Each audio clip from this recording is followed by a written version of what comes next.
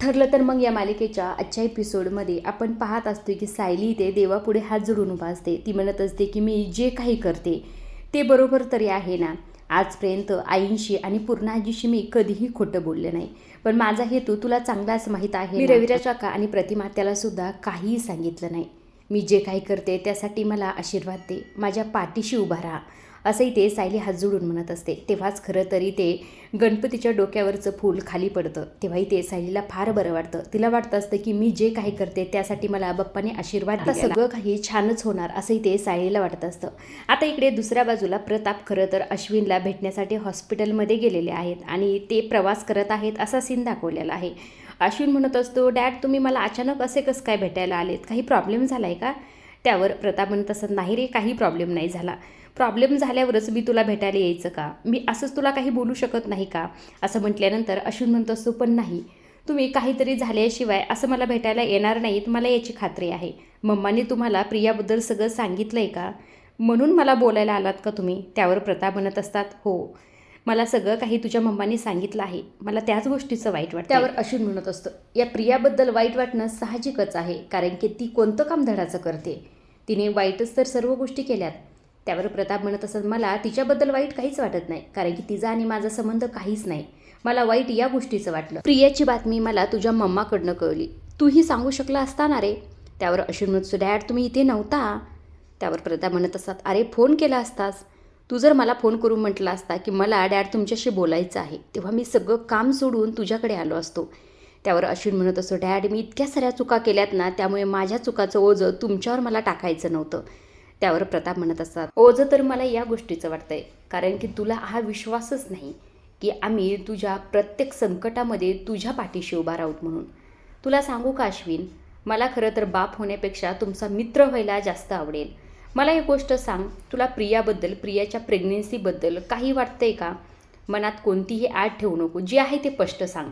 त्यावर इकडनं अश्विन म्हणत असतो, हे बघा डॅड, मी याआधीसुद्धा सांगितलं आहे आणि यापुढेसुद्धा सांगतो, मला त्या प्रियाबद्दल आणि त्या प्रियाच्या बाळाबद्दल थोडीसुद्धा आपुलकी वाटत नाही आणि मी हे गॅरंटीने सांगू शकतो की ते बाळ माझं नाहीच म्हणून. त्यावर प्रताप म्हणत असतात, अश्विन मला एक गोष्ट सांग, तू घरच्यांना सगळ्यांना सांगितलंस की प्रियाचं नाव या घरात काढायचं नाही, पण तुझ्या मनातून आणखी ही प्रिया गेलेलीच नाही. एक गोष्ट लक्षात ठेव, जोपर्यंत ही जागा भरून काढत नाहीस तोपर्यंत प्रिया तुझ्या मनातून जाणार नाही. एक मुलगी वाईट निघली, एक मुलगी मूर्ख निघली म्हणून जगातल्या सगळ्या मुली वाईटच आहेत का? त्यावर अश्विन म्हणत असतो, डॅड असा विचारसुद्धा तुम्ही करू नका, हे जवळजवळ अशक्य. त्यावर प्रताप म्हणत असा, जवळजवळ अशक्य ना? अशक्य तर नाही ना. हे बघ अश्विन, जोपर्यंत तू आयुष्यात पुढे जात नाहीस, त्या मुलीच्या जागेवर दुसऱ्या व्यक्तीला, दुसऱ्या मुलीला जागा देत नाहीस, तोपर्यंत तू पुढे कसा जाशील आणि ह्या सर्व गोष्टी कशा विसरशील? हे बघ, तुझ्या मनात काही असेल ना तर माझ्याशी मन मोकळ्याने बोल. तुला जर रडावंसं वाटलं तर माझ्या खांद्यावर डोकं ठेवून रड, काही संकोच बाळगू नकोस, पण असं मनातली मनात कुरडत बसू नको. असंही ते म्हटल्यानंतर प्रतापचे हे शब्द ऐकल्यानंतर अश्विनला भरून आलेलं असतं. अश्विन अक्षरशः प्रतापच्या खांद्यावर डोकं ठेवून रडत असतो आणि म्हणत असतो, हे बघा डॅड, माझ्या आयुष्यात पुढे काय होईल हे मला माहीत नाही, पण तुम्ही माझ्यासोबत आहात ना, ही सर्वात गोष्ट मोठी माझ्यासाठी आहे, असंही ते अश्विन म्हणत असतो. आता दुसऱ्या बाजूला सायली आणि अर्जुनचा सीन दाखवलेला आहे. अर्जुन म्हणत असतो, हे बघ बायको, आपलं जसं ठरलंय अगदी तसंच सर्व गोष्टी कर, काही अचानक ठरवायला जाऊ नकोस. सायली म्हणते, हो आवो, नाही करत मी असं काही. अर्जुनला फार काळजी वाटत असते. अर्जुन म्हणत असतो, तुला अचानक काही वाटलं ना तर मला लगेच फोन कर, मी तुमच्या गाडीच्या मागेच असेल. तेव्हा सायली म्हणते, हो हो, पण ती खेळणी सांगितली होती ती आणली का? त्यावर अर्जुन म्हणतो, हो आणली. तेव्हा सायली ती खेळणी हातात घेते आणि खेळणी हातात घेतल्यानंतर तिला सर्व गोष्टी हळूहळू आठवत असतात. जेव्हा तन्वी रडत होती लहान असताना आणि तेव्हा अर्जुन म्हटलेला असतो की अगं तन्वी, पुढच्या सॅटर्डेला ये, तुला ही खेळणी पाहिजे का, जा खेळणी घेऊन जा. असं म्हटल्यानंतर तन्वीने ती खेळणी हातात घेतलेली असते आणि ती खेळणी हातात घेतल्यानंतर तिला फार आनंद झालेला असतो आणि ती तिथून निघून गेलेली असते. हा क्षण तिला धुरकट ह्याच्यात आठवत असतो. आता ही खेळणी हातात घेतलेलीच असते, तितक्या तिकडनं रविराज आणि प्रतिमा ते आलेले असतात. आल्याबरोबर सायली परदेशीन ती खेळणी लपवते. अर्जुनसुद्धा म्हणत असतो, सिनियर मी निघतो आता, मला काम आहे, असं म्हणून घाईघाईत निघून जातो, कारण की त्याला असं जाणून द्यायचं नसतं की मी त्यांच्या गाडीच्या मागच आहे आणि मला ह्या सर्व गोष्टी माहीत आहेत असं त्याला अजिबातच जाणून द्यायचं नसतं. त्यामुळे गडबडीत तो तिथून निघून जातो. ते निघून गेल्यानंतर प्रतिमा आत्या म्हणत असतात की सायली तू पुढेच बस, मागे जरा आदळा बसतो त्यामुळे तुला त्रास होईल. त्यावर सायली म्हणते, नाही प्रतिमा आत्या, मला मागच बसायची इच्छा आहे आता हे दोघे हट्ट करत असतात. असं काय करते सायली, अगं तू प्रेग्नेंट आहेस, उगाच त्रास होईल तुला. तेव्हा सायली म्हणते असं काय करताय तुम्ही दोघे, आता मी जे म्हणेन तेच करायचं ठरलं आहे ना आपण, मग मला मागच बसायचं आहे. त्यावर प्रतिमात्या म्हणते बरं ठीक आहे बाई तुझ्या मनासारखं. असं म्हणून दोघी गाडीत बसायला जातात. आता रविराज काका आणि प्रतिमात्याला थोडीसुद्धा कल्पना नसते की ते रिक्रिएशनचा अपघात घडवायला जाणार आहे. सायलीवर विश्वास ठेवून दोघेही तिथून निघत असतात. सायली गाडीत बसण्याच्या आधी खरं तर देवाच्या पाय पडत असते आणि देवाला म्हणत असते की सगळं काही व्यवस्थित होऊ दे, असं म्हणून गाडीत बसते आणि गाडी तिथून निघून जाते. आता गाडी निघून गेल्याबरोबर हा राकेश तिथून लपून बसलेला असतो, तो बाहेर येतो. बाहेर आल्यानंतर जे काही ते ऑइल काय पेट्रोल आहे ते कळलेलं नाही, त्याचा वास घेतो आणि म्हणत असतो प्रतिमा, रविराज आणि तन्वी केलेला तुम्हाला शेवटचा टाटा बाय बाय, असं म्हणून फ्लॅशबॅकमध्ये दाखवलेलं आहे. जेव्हा आदल्या रात्री ह्या राकेशने रविराज काकांच्या ब्रेकच्या ऑइलची टंकी लीक केलेली आहे असा अंदाज आहे बरं का, काहीतरी तो पुढे बोलतो तसा त्याच्यावरनं. हे सगळं काही दाखवल्यानंतर तो म्हणत असतो आता यांच्या ब्रेकचं ऑइल संपेल आणि त्यांची गाडी धडाम होईल, असं म्हणून खुश होत असतो आणि जोरजोरात हसायला सुरुवात करत असतो आणि म्हणत असतो ही बातमी आता पप्पांना सांगायलाच लागेल, असं म्हणून तो नागराजला आता भेटायला जाणार आहे. आता इकडे दुसऱ्या बाजूला इकडे सायली, रविराज काका आणि प्रतिमा त्या गाडीतून जात आहेत असा सीन दाखवलेला आहे. सायली बाहेर पाहत असते, काही गोष्टी ओळखीच्या वाटतात का असा ती विचार करत असते. आता अचानक जोरजोरात वारा सुटतो, त्यामुळे प्रतिमा त्या म्हणत असत काय वारं सुटले, आज पाऊस येतो काय काय माहिती, यंदा जरा जास्तच उशिरा पाऊस आला. त्यावर रविराज काका म्हणतात सारे वारं कशाचं, वादळ येईल असं वाटतंय, असंही ते रविराज काका म्हटलेले असतात. आता दोघीही या वाऱ्यामुळे त्यामुळे जरा घाबरतात. त्यांच्याच गाडीच्या मागे अर्जुनसुद्धा असतो. अर्जुनसुद्धा घाबरलेला असतो. अर्जुन म्हणत असतो हे वारं अचानक कसं काय फिरलं, इतक्या जोरजोरात काय हवा सुटली ही, सगळं काही व्यवस्थित होऊ दे देवी आई, माझ्या बाळाला आणि माझ्या बायकोला काही होऊ देऊ नको, असंही ते अर्जुन देवी आईला म्हणत असतो. आता इकडे परत सायली, अर्जुन आणि प्रतिमात्याचा सीन दाखवलेला आहे. आता वारं वगैरे सुटल्यामुळे हे दोघेही घाबरलेले असतात. ते रविराज काका म्हणत असतात सायली आपल्याला नेमकं याच रस्त्याने जायचं आहे ना गं. तेव्हा सायली म्हणते हो ह्याच रस्त्याने जायचं आहे, आपल्याला जायचं आहे ते पुढंच आहे.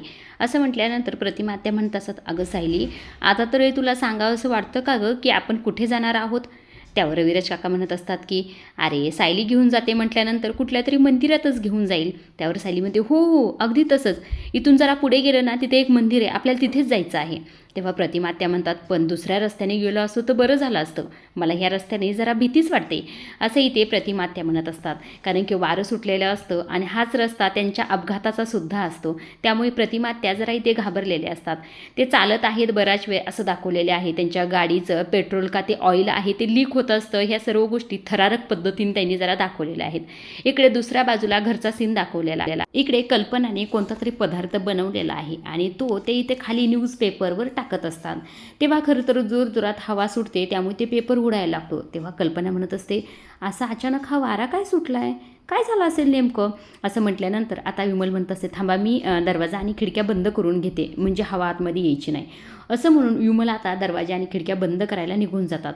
कल्पनाला जरा विचार येतो हे सगळं काही अचानक असं काय आहे, हे काय असं वारं सुटले असा तिच्या डोक्यात विचार येतो. आता दुसऱ्या बाजूला परत हा सीन दाखवलेला आहे, रिक्रिएशन अपघात. आता सायलीला खरं त्या रस्त्याने जाताना बऱ्याच गोष्टी आता थोड्या थोड्या जाणवत असतात की ह्या सर्व गोष्टी झालेल्या आहेत. ह्या सर्व गोष्टी तिला आठवत असतात आणि त्यांच्या गाडीचं जे काही ऑइल लीक असतं ते सुद्धा तिथे हळूहळू दाखवत आहेत की रस्त्याने जाताना ते लीक होतं वगैरे. आता सायलीला गोष्टी आठवत असतात, ती खेळणी आठवत असते आणि इथे तन्वी मागं बसलेली, त्याचबरोबर रविराज काका, प्रतिमा त्या समोर दिसलेले आहेत. ह्या सर्व गोष्टी तिला हळूहळू आठवत असतात आणि तिला आठवत असतात त्यामुळे ते फार त्राससुद्धा होत असतो. त्याच्यामुळे ती डोक्याला हात लावून बसलेली असते. आता यांची गाडी समोर जात असते आणि अर्जुनसुद्धा त्यांच्या गाडीच्या मागेच असतो. अर्जुनसुद्धा इथे फार टेन्शनमध्ये असतो. सायली इकडे तिकडे पाहते, तेव्हा सायलीला जाणवतं की तन्वी इथे मागच्या सीटवर बसून मागे पाहत होती आणि मागं पाहत असतानाच हा अपघात झाला. ह्या सर्व गोष्टी तिला आठवून त्रास होत असतो. आता त्याचवेळी इकडे दुसऱ्या बाजूला सीन दाखवलेला आहे मधुभाऊंचा. इकडे मधुभाऊंच्या रूममध्ये सुद्धा जोरजोरात हवा येत असते आणि सगळ्या वस्तू खाली पडत असतात आणि मधुभाऊंना आठवत असतं जेव्हा सायली त्यांना म्हटलेली असते मधुभाऊ सांगा ना, मीच तन्वी आहे ना, तन्वीमध्ये आणि माझ्यामध्ये एवढं का साम्य आहे, खरं सांगा ना की मीच तन्वी आहे ना, तुम्ही काहीतरी इशारा द्या ना मधुभाऊ. हे सर्व तन्वीचे शब्द म्हणजे सायलीचे शब्द इथे मधुभाऊंना आठवत असतात. मधुभाऊने मोठाले डोळे केलेले असतात, जणू काय मधुभाऊ आता उठूनच बसणार आहेत असं वाटत होतं. त्याच वेळी इकडे दुसऱ्या बाजूला दाखवण्यात आलेलं आहे. सायली ती खेळणी बाहेर काढ, जेव्हा त्या खेळणीकडे ती पाहत असते तेव्हा तिला जाणवत असते की तन्वीसुद्धा अशीच खेळणी घेऊन हातात निघाली होती आणि तीसुद्धा अशीच गाडीतून मागे पाहत होती. आणि जेव्हा ती मागे पाहत होती तेव्हा बाबू ड्रायव्हरने जो काही होता ज्यांनी त्यांचा अपघात घडवला तो तिला अस्पष्ट दिसत होता, म्हणजे स्पष्ट दिसत नव्हता, अस्पष्ट दिसत होता. आणि तो इशाऱ्याने म्हणत होता, आता मी तुमची गाडी ठोकणार आहे. हे सुद्धा तिला स्पष्ट तर नाही पण अस्पष्ट नक्कीच दिसत असतं. सायली आता परत समोर बघते आणि खुश होत असते, कारण की तिला बऱ्याच गोष्टी हळूहळू आठवायला लागलेल्या असतात. अर्जुन त्यांच्या गाडीमागे पाठलाग करत आहे आणि त्याचबरोबर त्यांच्या गाडीचं जे काही ऑइल आहे ते सुद्धा लीक होत असतं. आता इकडे दुसऱ्या बाजूला दाखवण्यात आलेलं आहे, राकेश इथे नागराजला भेटायला गेलेला असतो आणि सचिनसुद्धा त्याच्यासोबतच असतो. हे सगळं काही रात्रीच झालेलं आहे. आता नागराजला हे कळल्यानंतर नागराज म्हणत असतो, काय हे काम तू केलंस सुद्धा? त्यावरही ते राकेश म्हणत असतो, हो, गेले 25 वर्ष तुम्ही जे करू शकला नाही ते मी केलं. आज रविराज, प्रतिमा, सायली आणि अर्जुन चौघेजणे गेलेच म्हणून समजा. त्यावर इकडनं सचिन म्हणत असतो, सायली आणि अर्जुन गेले ना, या दुःखातून यांचं घर कधीही बाहेर पडू शकणार नाही. त्यावर इकडनं नागराज म्हणत असतो, राक्या तू सगळं काही व्यवस्थित केलंस ना, म्हणजे सगळं म्हणण्याप्रमाणे होईल ना आपल्या?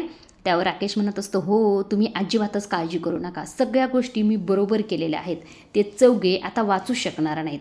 असं म्हटल्यानंतर इकडनं जो काही नागराज असतो तो म्हणत असतो, खरंच काय बाळवट होतास रे, म्हणजे मी तुला असं समजत होतो, जेव्हापासून तू बाहेरून आलास तेव्हापासून फारच हुशार झालास, डोकं चालवायला लागलास. असंही ते नागराज त्याचं कौतुक करत असतो. तेव्हा सचिन म्हणत असतो, नागराज अंकल, आता तुमचा बदला हा तुमचा मुलगा घेणार बरं का. तेव्हा इकडनं राकेश म्हणत असतो, आता थोड्या वेळातच मला कोणीतरी फोन करून सांगेल की तुमचे काका या जगातून गेले. असं म्हटल्यानंतर नागराज म्हणत असतो, ही बातमी जेव्हा कळेल ना तुला तेव्हा अख्ख्या पनवेलला पेढे वाटव, पण हे पेढे तू वाटवलेस असं कुणालाही कळून देऊ नको. त्यावर इकडनं राकेश म्हणतो, नाही हो, नाही कळून देणार, मला आता खोटं रडण्याचं सुद्धा नाटक करायला हवं का नाही, असं म्हणून रडण्याचं नाटक करत असतो. आता इकडे दुसऱ्या बाजूला परत रिक्रिएशन अपघातचा म्हणजेच सायली, अर्जुन आणि प्रतिमा त्याचा सीन दाखवलेला आहे. पूर्णपणे पावसाचं वातावरण झालेलं असतं, विजा कडकडत असतात, हवा सुटलेली असते, त्यामुळे ते प्रतिमा त्या रविराज काकांना काळजी वाटत असते सायलीची. रविराज काका म्हणत असतात, सायली जोरात तर गाडी नाही ना गं चालवत मी, म्हणजे काही वाटलं तर सांग मला, मी हळू चालवेल, तुला त्रास तर होत नाही ना? तेव्हा सायली म्हणते, नाही नाही, मला होत नाही त्रास. आता ह्या रस्त्याने जाताना खरं रविराज काका आणि प्रतिमा त्या जरा घाबरलेल्या असतात, कारण की याच रस्त्यावर त्यांचा अपघात झालेला असतो, त्यामुळे त्यांना त्या गोष्टी इथे आठवत असतात. इकडे सायलीला सुद्धा सगळ्या गोष्टी आठवत असतात, अपघात झालेला आठवत असतो, रविराज काका आणि प्रतिमा त्याचे चेहरे सुद्धा आठवत असतात. आणि त्याचबरोबर अर्जुनच्या ज्या काही वाढदिवसादिवशी तन्वी गेलेली असते, म्हणजे सायली गेलेली असते, ह्या सर्व गोष्टी त्याला आठवत असतात. जेव्हा ती गार्डनमध्ये खेळताना पडली असते तेव्हा अर्जुनने तिला लॉकेट दिलेलं असतं, कारण की ती म्हटलेली असते की मी तुझं नाव पूर्ण आजीला सांगेल. तेव्हा अर्जुनने त्याचं लॉकेट काढून तिला दिलेलं असतं. ह्या सर्व गोष्टी तिला आठवत असतात आणि ह्या सर्व गोष्टी आठवून ती खुश होत असते. आता इकडे दुसऱ्या बाजूला पूर्णा आजीचा सीन दाखवलेला आहे. पूर्णा आजी ते घाबरतच बाहेर आलेले असतात. त्यांना तन्वीचा आवाज येत असतो. तन्वी म्हणत असते, पूर्णा आजी मला वाचव ना. पूर्णा आजी म्हणत असतात, काय झालं तन्वी, तू कुठेच मला सांग ना. आता तन्वी परत त्यांना आवाज देत असते. आता पूर्णाजी फार घाबरलेल्या असतात, त्या सगळ्यांनाच आवाज देत असतात. प्रताप, कल्पना, अश्विन, अरे या ना, माझ्या तन्वीला वाचवा ना, असं म्हणून धाडकन झोपेतून जागा झालेल्या असतात. आता पूर्णाजीचा आवाज ऐकून सगळेच जण रूममध्ये आलेले असतात. पूर्णाजी म्हणत असतात की माझ्या तन्वीला वाचवा ना, माझी तन्वी संकटात आहे. तेव्हा अस्मिता म्हणतात, अगं पूर्णाजी काय करतेस तू, तुला स्वप्न पडलं असेल, तन्वी नाही आहे इथे. त्यावर पूर्णाजी म्हणत असं, मला ते काही माहीत नाही, पण माझी तन्वी संकटात आहे. त्यावर अशी म्हणतो, पूर्णाजी तू शांत हो, तू झोपेतून उठलीस, तुला स्वप्न पडलंय गं, आणि तुला माहीत नाही का गं, तन्वी आपल्याला नाही माहिती कुठे म्हणून. असं म्हटल्यानंतर आता कल्पना इकडनं पूर्णाजीला पाणी देत असते. आता पूर्णाजी 2 घोट पाणी पितात आणि म्हणत असतात, हे स्वप्न होतं, इतकं अभद्र स्वप्न, माझ्या तन्वीसोबत काय झालं असेल, असं पूर्णाजी म्हणत असतात. तेव्हा खरं कल्पना म्हणत असतात, पूर्णाजी हे स्वप्न होतं, नका काळजी करू तुम्ही, असं काही नसेल झालं. तेव्हा पूर्णाजी म्हणत असतात, मला कुणीतरी देवी आईकडे घेऊन जा, त्याशिवाय मला नाही चैन पाडणार. असं म्हटल्यानंतर आता पूर्णाजी बेडवरनं उतरत असतात आणि कल्पना पूर्णाजीला देवी आईकडे घेऊन जातात. आता इकडे दुसऱ्या बाजूला हा थरारक सीन दाखवलेला आहे. आता खरं तरी ते रविराज काका गाडी चालवत असतात, त्यांच्या गाडीचं ऑइल लीक होत असतं, हा क्षण दाखवत असतात. त्यांना ह्या सर्व गोष्टी आठवत असतात, कारण की हा रस्ता त्यांना ओळखीचा असतो, हा अपघात इथेच झालेला असतो, त्यामुळे ते फार टेन्शनमध्ये असतात. इकडे सायलीलासुद्धा हळूहळू सगळ्या गोष्टी आठवतात. तो अपघात झालेला आठवत असतो. त्याचबरोबर जी काही तन्वी मागे वळून पाहत असते गाडीतून, ती तन्वी स्पष्ट झालेली असते, तिचा चेहरा स्पष्ट दिसलेला असतो. त्यामुळे सायली ते फार खुश होते. त्यानंतर अर्जुनचा जो काही वाढदिवस झालेला असतो तो क्षण देखील तिच्यासमोर स्पष्ट दिसत असतो. त्याचबरोबर अर्जुनने तिला लॉकेट दिलेलं असतं, हे सुद्धा स्पष्ट झालेलं असतं. हे सर्व गोष्टी तिला आठवलेल्या असतात, म्हणजे अंधुक दिसणारं चित्र तिला स्पष्ट झालेलं असतं. त्यामुळे ती फार खुश होत असते आणि स्वतःच्याच मनाशी म्हणत असते, म्हणजे मला आतापर्यंत जे काही चित्र दिसत होतं ते सगळं आता मला स्पष्ट दिसायला लागले, असं म्हणून ती खुश होत असते आणि म्हणत असते, म्हणजे मीच तन्वी आहे, मला आता सर्व गोष्टी आठवल्यात. असं म्हणून तिचा आनंद गगनात मावत नसतो. तिला कळत नसतं नेमकं काय करावं आणि हे कुणाला सांगावं, अशी ते सायलीची अवस्था झालेली असते. आणि आजचा एपिसोड इथेच संपला. उरलेला थरारक एपिसोड आपल्याला उद्याच्या भागात नक्कीच पाहायला मिळेल. आता आपण पुढील भागात पाहत असतो. ज्या प्रोमोची आपण इतक्या दिवस झालं वाट बघतोय, तोच प्रोमो आता पुढील भागात दाखवलेला आहे. आता रस्त्याने जात असताना खरं जे काही रविराज काका असतात त्यांचं ब्रेक लागत नसतं, तेव्हा अर्जुन म्हणत असतो, सिनियर हँडब्रेक दाबा, हँडब्रेक दाबा. आता सगळेजण घाबरलेले असतात. सायलीलासुद्धा सगळ्या गोष्टी आठवत असतात, तिला त्रास होत असतो, पण मात्र सगळ्या गोष्टी तिला सगळ्यांचे चेहरे आठवून तिला तेवढाच आनंद झालेला असतो. ती म्हणत असते की मला सगळ्यांचे चेहरे आठवतात, मला सगळं स्पष्ट दिसतंय, म्हणजे मीच तन्वी आहे, असं म्हणून खुश होत असते. आजच्या पुरतं एवढंच. अशा डेली मालिकेचे अपडेट आणि प्रोमो जर जाणून घ्यायचे असतील तर आपल्या चॅनलला जरूर सबस्क्राईब करा आणि तोपर्यंत पाहत राहा. ठरलं तर मग धन्यवाद.